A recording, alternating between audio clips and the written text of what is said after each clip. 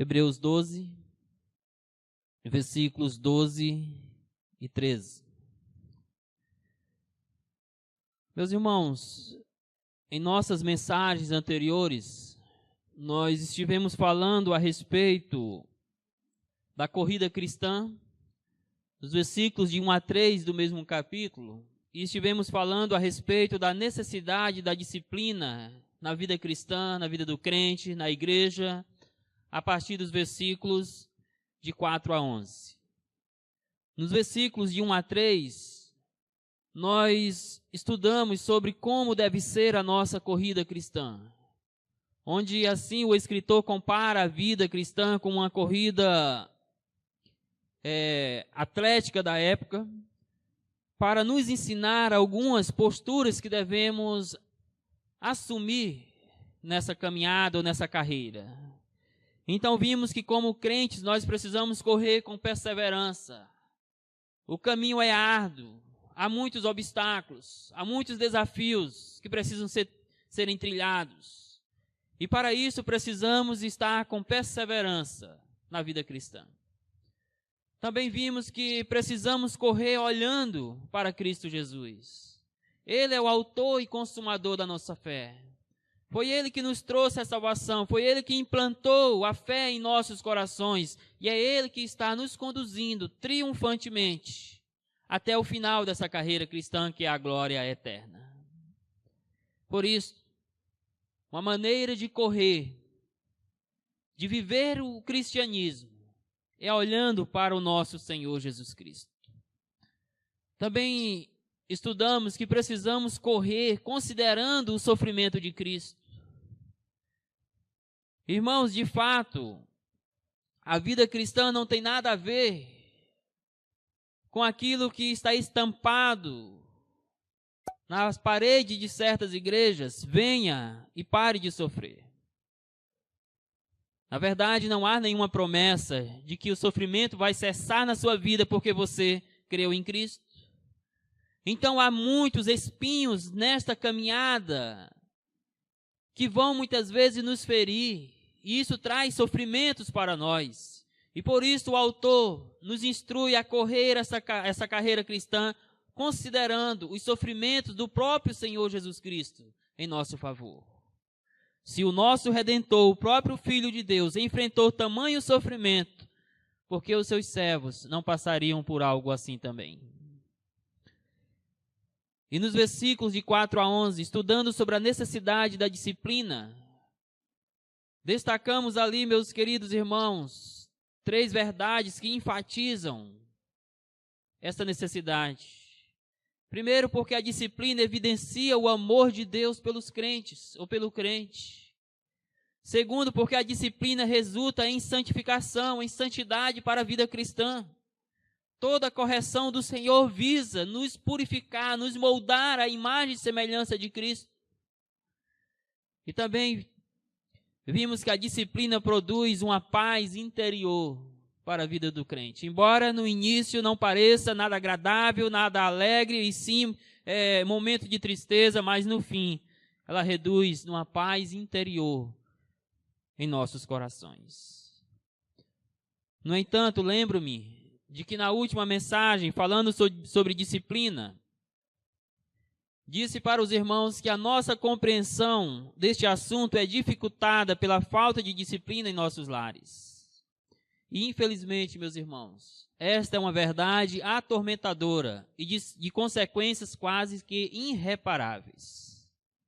Por exemplo, uma criança que cresce sem disciplina, sem a correção dos pais, quando seus pais, num ato de ousadia, decidir discipliná-los, certamente esta criança ficará chateada e não entenderá a necessidade e a razão pelas quais os seus pais estão corrigindo-a.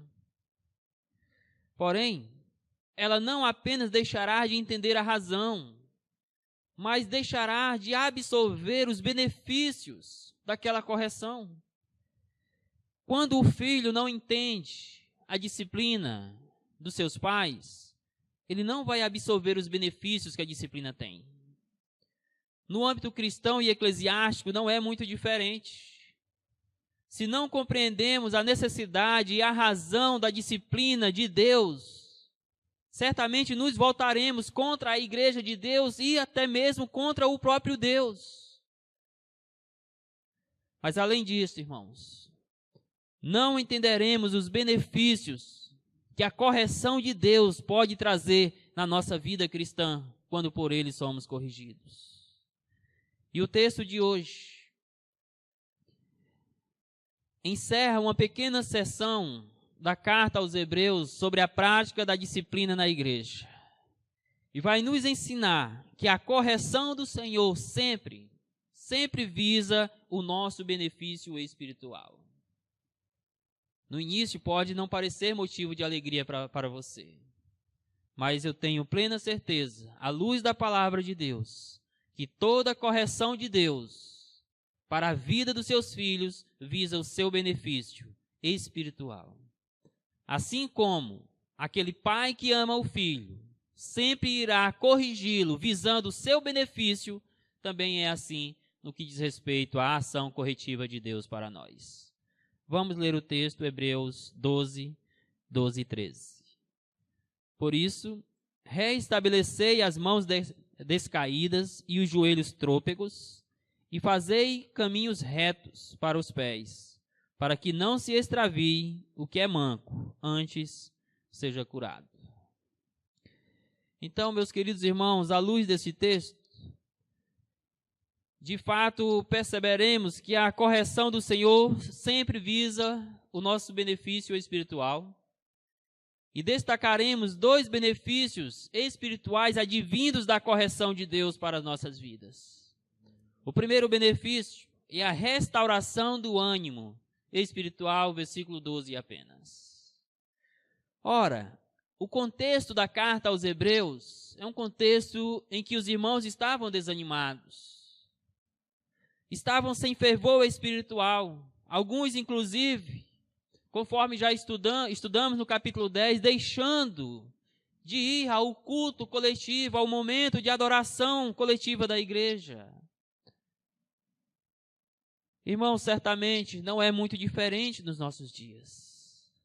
Parece que as nossas igrejas sofrem de uma epidemia identificada como falta de fervor espiritual.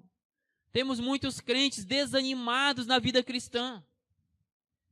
E vale dizer, se você não muda a sua atitude, se este é o seu caso, em algum momento Deus vai agir de forma disciplinativa na sua vida, mas o propósito de Deus será lhe restaurar, lhe restabelecer no fervor espiritual, na dedicação da vida cristã. Diz o versículo 12, por isso reestabelecei as mãos descaídas e os joelhos trôpegos. A expressão por isso liga a exortação que segue ao que foi dito antes, a respeito da disciplina de Deus. Isto indica que a disciplina é necessária para que aqueles que estão com problemas espirituais possam ser restaurados. Por isso, meus queridos irmãos, é loucura de um crente verdadeiro negligenciar a disciplina que vem de Deus. Ou seja, tendo em vista a necessidade e os propósitos da disciplina, é por isso que o autor vai dizer, reestabelecei as mãos descaídas e os joelhos trôpegos. Este texto, ou este versículo, é uma citação de Isaías 35, versículo 3. Isaías trouxe este texto em um contexto de encorajamento para o povo de Deus. Isaías está encorajando o povo a partir de promessas messiânicas a também serem reestabelecidos na sua fé, a reanimarem a sua esperança em Cristo. Este é o propósito do autor de Hebreus aqui. Clamar que os irmãos reestabeleçam, restaurem a sua alegria, o seu fervor espiritual, a sua caminhada com Cristo. E o verbo reestabelecer tem o sentido aqui de endireitar ou restaurar algo. Esta palavra era usada no campo da medicina na época, para se referir a um membro do corpo que havia sido quebrado e precisava ser restabelecido ou restaurado. Por exemplo, o corredor que por um acidente veio a quebrar ou tirar, até mesmo tirar o seu joelho do lugar ou quebrar algum osso da sua perna, ele precisaria agora reestabelecer, ter aquele membro do seu corpo restaurado para continuar a sua vida de atleta. Normalmente, meu irmão, se você está desanimado na vida cristã, se as circunstâncias estão ameaçando a sua alegria da fé, você precisa entender o agir de Deus na sua vida. Precisa entender que é propósito do Senhor que você seja reestabelecido, restaurado para a glória de Deus e continue a sua caminhada com fervor e com alegria. Certamente o contexto deste texto ainda é o das corridas atléticas do século I. E a expressão mãos descaídas descreve alguém num estado de fraqueza, sem forças para continuar correndo. O quadro é de um corredor exausto e sem ânimo para continuar a corrida. Em sua exaustão, ele precisaria reestabelecer as forças para completar a corrida. Por isso o autor diz: reestabelecei as mãos descaídas, fracas, sem forças. Espiritualmente aplicando as nossas vidas, Deus está nos exortando a reestabelecermos a nossa vida espiritual, o nosso fervor, a reanimar a nossa fé, a buscar a alegria da nossa salvação, da adoração a Deus, da oração, da leitura da palavra, do estar junto com a igreja de Cristo. Meus queridos irmãos, para muitos, o apenas estar na igreja tem sido um fardo. Pessoas que parecem desanimadas, parecem até mesmo uma contradição da fé cristã, pois biblicamente nós somos o povo mais privilegiado deste mundo e, consequentemente, temos que ser o povo mais alegre da face da terra. No entanto, o desânimo tem nos cercado, a falta de alegria tem nos ameaçado. E nisto o texto também nos exorta para reestabelecermos a nossa alegria, a nossa força, para não nos entregarmos aos momentos de fraqueza e de desânimo, mas sermos reestabelecidos pelo poder de Deus e para a glória de Deus. E a expressão joelhos trôpegos se refere a um tipo de paralisia específica no joelho. A ideia aqui é de um corredor tão cansado que seus joelhos começam a atrofiar-se. E neste contexto de atrofiamento da fé, o autor diz: reestabelecei também esses joelhos trôpegos. Reestabelecei também esta fé que está caminhando para o atrofiamento. Será se isso não se aplicaria à sua vida nesta noite? Será se você não está vivendo uma fé atrofiada? Uma vida espiritual paralisada, estagnada? Restabeleça os seus joelhos trôpegos. Reanime a sua fé em Cristo Jesus. Em suma, o autor usa esses termos do versículo 12 aqui para encorajar seus leitores a continuarem firmes na carreira cristã. E vale lembrar que muitos dos hebreus já haviam perdido a alegria e o ânimo da fé. Outros demonstravam incredulidade nas promessas de Deus. E outros ainda estavam retrocedendo ao paganismo religioso dos seus dias. Por isso, e por outras coisas mais, alguns estavam enfrentando a disciplina, a correção de Deus nas suas vidas. Porém, o propósito dessa ação divina não era destruí-los, era restaurá-los, era restabelecer a sua fé em Cristo Jesus. num contexto de fraqueza e desesperança, eles deviam olhar para Cristo, o autor e consumador da sua fé, mas também deviam entender o propósito restaurativo da correção divina. Portanto, meus queridos irmãos, por mais que a carreira da fé tenha os seus desafios, e ela tem, e muitos, não podemos ficar desanimados. Não podemos nos entregar às circunstâncias desta vida, como se a nossa esperança estivesse se limitado às coisas deste mundo.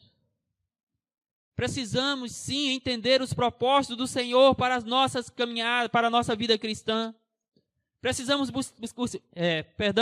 buscar em Cristo o reestabelecimento da nossa fé, a restauração da nossa firmeza espiritual, da nossa alegria. Não podemos nos entregar ao desânimo, meus queridos irmãos. Por isso, eu exorto a você nesta noite. Se você está inserido no contexto deste versículo, não se entregue. Olhe para o Senhor Jesus Cristo. Busque no Senhor Jesus as forças que você precisa para caminhar firme no Senhor Jesus.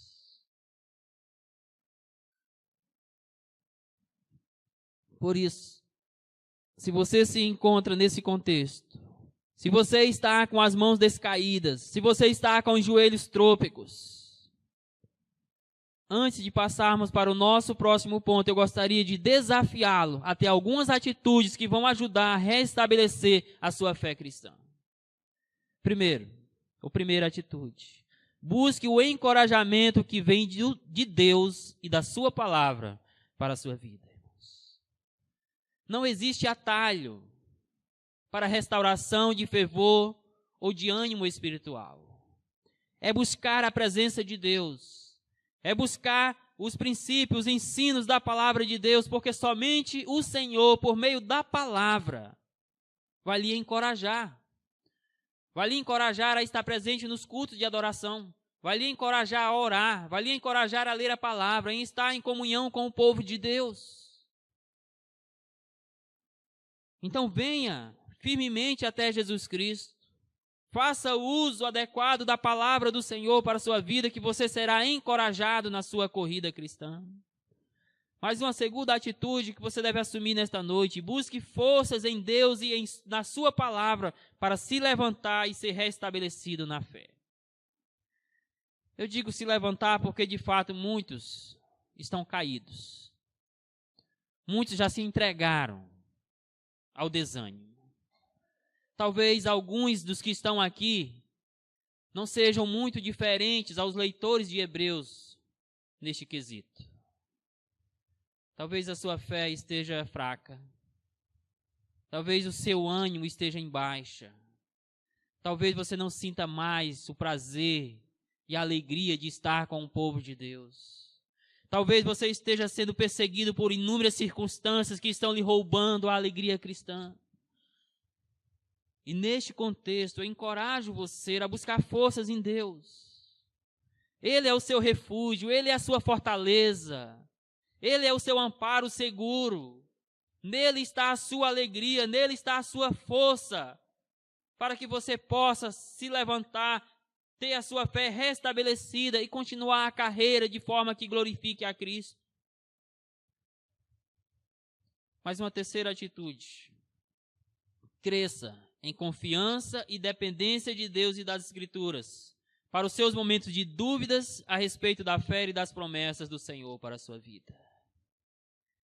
Irmãos, às vezes nós somos tão perseguidos pelas circunstâncias advindas, que isso nos rouba o fervor. Isso pode ser tão cruel ao ponto de você chegar até mesmo a duvidar da sua fé, a se tornar incrédulo nas promessas de Deus, como estava acontecendo com os hebreus. Por isso, a minha palavra neste momento é que você busque confiança e dependência de Deus e das Escrituras, nos seus momentos de dúvidas espirituais, de crises espirituais, e que você possa ser fortalecido na confiança e na fidelidade das promessas de Deus para a sua vida. Eu creio, meus queridos irmãos, que uma das coisas que mais fortalece o crente é ele viver confiante nas promessas de Deus. Mas muitos dos hebreus estavam sendo incrédulos nas promessas do Senhor. Talvez você esteja fraco na fé porque você não tem buscado compreender as promessas do Senhor para a sua vida. Talvez você não tenha buscado se entregar à fidelidade das promessas do Senhor. E certa vez, tive a oportunidade de falar com um pai de família que há pouco tempo havia passado ele e toda a sua família por um grave acidente, onde teve membros da sua família internado em hospital, em UTI, por vários e vários dias, onde ele e a esposa tiveram membros do seu corpo afetados por aquele acidente. E quando nós nos vimos, depois de que tudo isso havia passado, ele me disse o seguinte: o que mais me fortalece na vida é confiar nas promessas que o Senhor tem para a minha vida. E foi confiante nestas promessas que ele passou por toda aquela tribulação, dizendo apenas uma coisa: que seja feita a vontade do Senhor na vida da minha filha e da minha família. Busque as promessas do Senhor, porque de fato elas podem lhe fortalecer. Mas o segundo benefício, meus queridos, advindo da correção do Senhor para a vida do crente, é a restauração da sua firmeza espiritual. Ele restaura o seu ânimo, ele restaura a sua firmeza, ele restaura a sua fé. Versículo 13. Fazei caminhos retos para os pés, para que não se extravie o que é manco, antes seja curado. Na corrida da fé, os hebreus precisavam não apenas ter ânimo espiritual e forças restauradas, eles também deviam endireitar os seus passos nessa corrida espiritual. Como disse certo comentarista, de nada adiantaria reestabelecer as mãos descaídas e os joelhos trôpegos para andar num caminho errado. Podemos até dizer que este seria um falso ou uma falsa restauração. A exortação bíblica, meus queridos, é para que aqueles irmãos pudessem ser restabelecidos na sua fé, no seu ânimo, mas que eles pudessem trilhar um caminho reto, um caminho correto diante de Deus. Muitas vezes nós vemos pessoas na igreja que demonstram um fervor e pode-se dizer até mesmo contagiante. Mas infelizmente às vezes os seus passos estão errados. Ele demonstra todo o fervor aparentemente, mas os seus pés estão no caminho do pecado. Deus quer restaurar o seu interior, mas Deus quer restaurar também a sua prática cristã, a sua conduta, os seus passos no caminho da fé. A exortação, fazei caminhos retos para os pés, pressupõe que havia na igreja alguns irmãos vacilantes na fé. Esses eram os irmãos que oscilavam entre o cristianismo e o judaísmo. Eles estavam, podemos assim dizer, com pensamentos divididos. Estavam em dúvida sobre o seu fervor espiritual, sobre o estar em Cristo ou estar no judaísmo. Assim, o autor convoca os seus leitores a fortalecerem as suas vidas espirituais, a fim de não trilharem os caminhos tortuosos que estavam lhes sendo oferecidos pelo judaísmo. Meus irmãos, nós precisamos fazer caminhos retos para os nossos pés, para que não venhamos a ceder para estes caminhos atrativos, para os atalhos pecaminosos que o mundo oferece. Porque já bem disse o autor de Provérbios, que há caminhos que para o homem parecem de vida, mas que no final dá em morte. Então não se engane com os caminhos prazerosos deste mundo, com aquilo que o pecado pode lhe oferecer. Ao contrário, venha e coloque os seus passos no caminho reto da justiça de Cristo Jesus. Faça caminho reto para os seus pés, porque somente neste caminho há a verdadeira alegria, há a verdadeira felicidade, que é Cristo Jesus. Os caminhos retos significa ter uma vida justa diante de Deus, andando em conformidade com a vontade dele, mediante a fé para a sua vida. E aí, eu lhe pergunto, você está caminhando neste caminho reto? O caminho que agrada a Deus? O caminho que é em conformidade com os propósitos e a vontade do Senhor para a sua vida? Ou você está caminhando no pecado, nos prazeres temporários que esta vida lhe oferece? É insano da sua parte trocar aquilo que Deus lhe oferece como duradouro, como eterno, como o caminho da justiça que há em Cristo Jesus, por aquilo que o mundo tem para lhe oferecer. Curtos momentos de alegria, e vale dizer de uma falsa alegria, de uma falsa felicidade. Prazeres temporários e enganosos. Porque, como disse, que está relatado lá em Provérbios, há caminhos que parecem de vida, que parecem bons, prazerosos, alegres, mas no final de tudo isso, ele vai te levar à morte, à condenação diante de Deus. Que caminho você está trilhando nesta noite? O caminho da justiça ou o caminho do pecado? O restante do verso 13 descreve a finalidade de caminhar retamente diante do Senhor, para que não se extravie o que é manco, antes seja curado. O termo extraviar significa sair do caminho. Esta palavra era usada para se referir a um corredor que saía da corrida por ter um membro do seu corpo deslocado ou tirado do lugar, como, por exemplo, um joelho. Ele estava em plena corrida e, de repente, por um passo no caminho errado, por tirar o seu passo do trilho daquela pista de atletismo, ele então tinha o seu joelho deslocado ou tirado do lugar, e por isso ele tinha que então sair da corrida.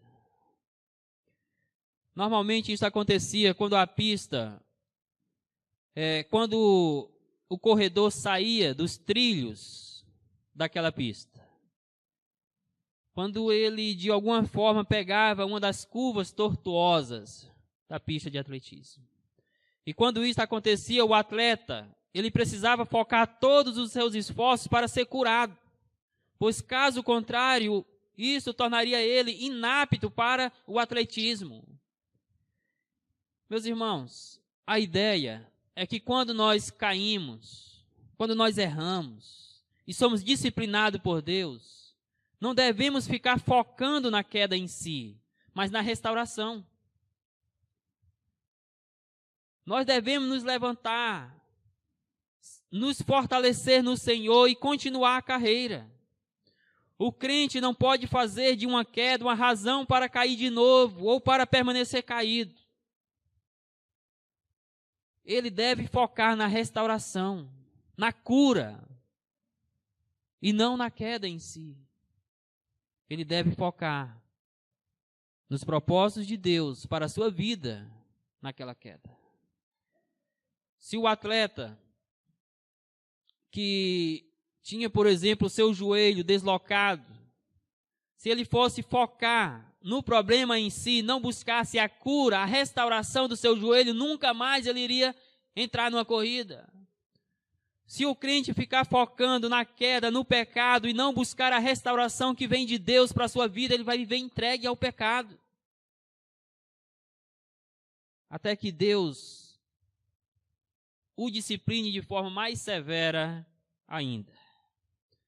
Porque, como diz uma frase que foi atribuída ao grande pregador Charles Spurgeon, as ovelhas podem até cair na lama, mas só os porcos rolam nela. O crente pode até cair em pecado, mas ele busca a cura, a restauração divina. Porque se ele ficar entregue ao pecado, se lambuzando nele, possivelmente ele nunca foi um convertido. Eu repito a frase de Spurgeon. As ovelhas podem até cair na lama, mas só os porcos rolam nela. O crente pode até ser enganado pelo pecado, mas é somente uma pessoa não convertida ainda, não transformada, que vai ficar rolando, se lambuzando com ele. Portanto, o verdadeiro crente necessita entender e aceitar os efeitos graciosos da disciplina de Deus, pois o propósito do Senhor é restaurar a sua firmeza espiritual em Cristo. Como o pai que corrige o filho, Deus sempre visa o nosso bem espiritual. O Senhor, meus queridos irmãos, usa de todos os recursos necessários para firmar os passos dos seus filhos nos trilhos da justiça, nos caminhos da justiça. E é por isso que antes de caminharmos para a nossa conclusão, eu gostaria também de lhe encorajar a assumir algumas atitudes que podem ajudar você a ter uma firmeza, ou melhor firmeza espiritual na vida com Deus.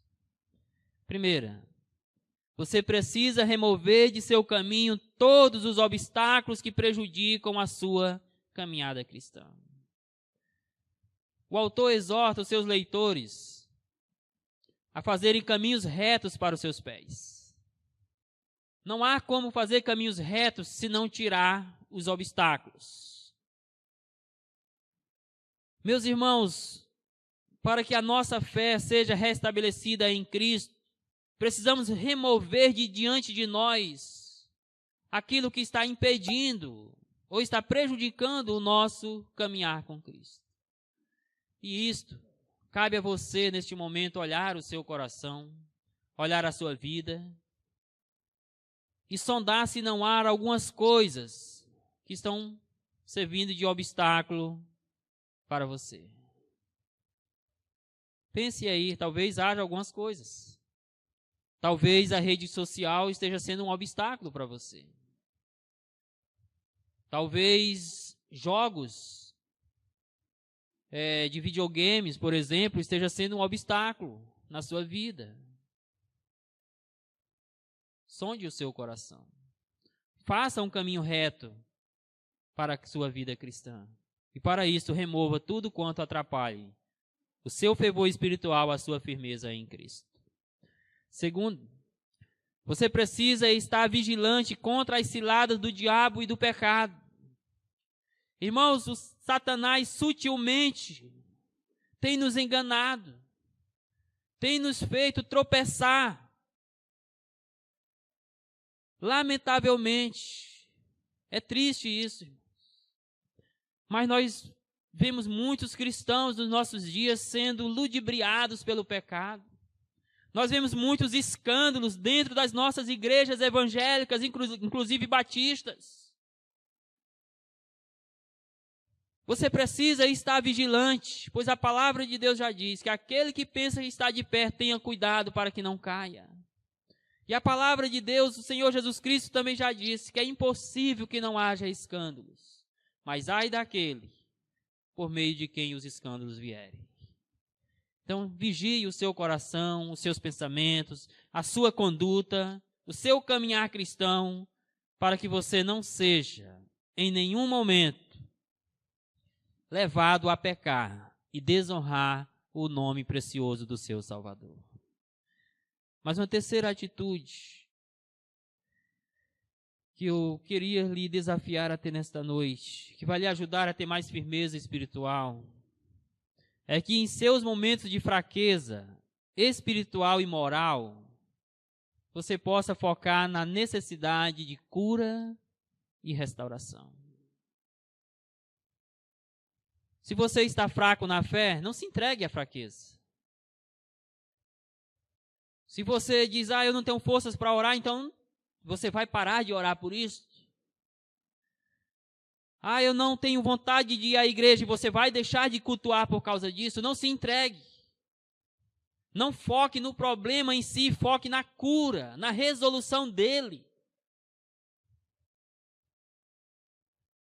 Foque verdadeiramente naquilo que Deus tem para fazer na sua vida.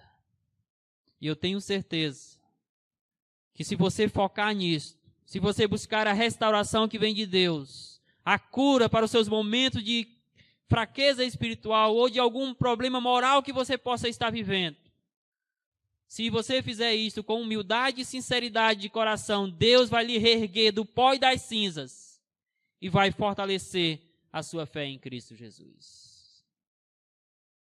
Portanto, a nível conclusivo, estudamos nesta noite que a correção do Senhor sempre visa o nosso benefício espiritual. Na verdade, podemos dizer que todas as ações de Deus visam o nosso bem, espiritualmente falando, como filhos dele. Por isso, quando nós não estamos com os pés no reto caminho da justiça e nos negamos a dar ouvidos para algumas advertências de Deus, Ele envia a disciplina para nos corrigir, para nos restaurar. E sendo assim, destacamos nesta noite 2 benefícios advindos da correção que vem do Senhor. O primeiro benefício foi a restauração do nosso ânimo espiritual. Cristo quer que estejamos fervorosos, alegres, regozijantes na presença dele. O segundo benefício foi a restauração da firmeza espiritual. Se você está fraco na fé, fraquejando, sem forças, busque a cura que vem do Senhor para a sua vida. E para finalizar, eu queria deixar 3 rápidas aplicações. Em primeiro lugar, busque compreender biblicamente a necessidade e finalidade da disciplina bíblica. Meus irmãos, como nós assim colocamos na mensagem anterior a esta, o pastor Mark Dever diz que uma marca, ou uma das marcas de uma igreja saudável é a prática da disciplina. Igreja que não exerce disciplina, que não corrige os seus membros, que não lhes exorta a abandonar o pecado, que não lhes ensina a buscar a firmeza em Cristo, a restauração em Cristo Jesus, está prestando um desserviço ao Evangelho. Mas você, como membro, precisa entender a necessidade e a finalidade disto tudo para a sua vida. Porque somente assim você vai entender o propósito restaurativo da disciplina que vem de Deus. Uma segunda aplicação, eu gostaria de lhe convidar a avaliar a sua vida com Deus. Faça isso com o propósito de sondar se não há algumas coisas que estão roubando o seu fervor espiritual.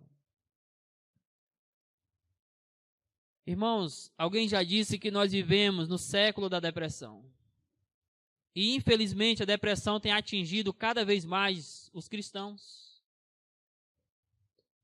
Não estou em nenhum momento dizendo que o crente não pode não pode ter depressão, porque a Bíblia está cheia de exemplos de homens de Deus depressivos. Mas todos eles foram curados, foram restaurados, porque buscaram a cura que vem do Senhor. Então, se por algum momento que seja, ou qualquer circunstância que seja, você está tendo o seu fervor espiritual roubado, que você possa buscar a alegria de servir a Cristo Jesus.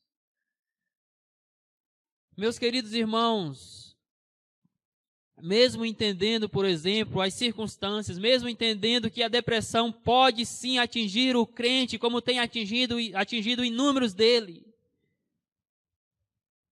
Mas entregar-se à tristeza, meus queridos, é uma incoerência com os ensinos bíblicos e com a nossa fé cristã. Nós estamos sujeitos, sim, ao desânimo, à falta de fervor, mas viver afogado nestas circunstâncias é uma contradição da nossa fé. Precisamos buscar a cura que vem do Senhor. Em terceiro e último lugar, se você está sofrendo de desânimo, de fraqueza, eu gostaria de lhe desafiar a buscar restauração, mas também mudanças. O que você faria se, num caso hipotético, você fosse ao médico e ali ele diagnosticasse que você está com uma grave doença e ele lhe receitasse alguns medicamentos, você tomaria ou você jogaria fora? Eu estou quase que certo que se você estiver em plena razão, você vai tomar aqueles remédios. Eu tenho certeza que aqueles que estão nesse contexto de desânimo, de fraqueza, sabem que estão aí. Então busque mudanças para a sua vida. Não se entregue. Tome atitudes que vão lhe ajudar a ser um crente mais fervoroso diante de Deus. Que o Senhor nos abençoe para a glória dele. E aí, espero que você tenha gostado desse vídeo que você acabou de assistir. Não se esqueça de dar seu joinha, seu like, compartilhar esse vídeo e se inscrever no nosso canal e ativar o sininho.